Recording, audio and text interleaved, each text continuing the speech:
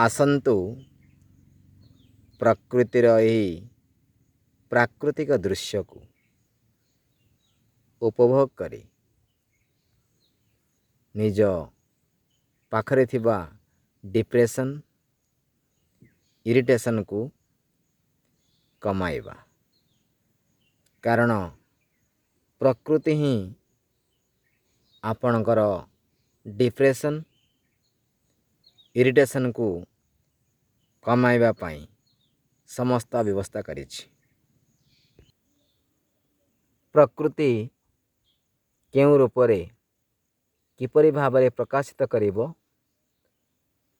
ତାହା କେହି ବି କହିପାରିବେ ନାହିଁ।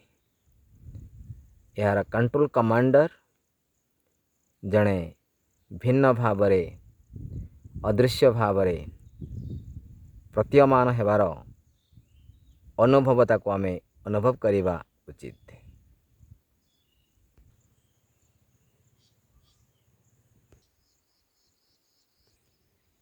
ନୀଳ ଆକାଶ ତଳେ ରଙ୍ଗ ବେରଙ୍ଗର ଫୁଲ ଆକାଶକୁ କିପରି ସ୍ୱାଗତ କରୁଛି, ଏ ହେଉଛି ତା'ର ବାସ୍ତବ ଚିତ୍ର।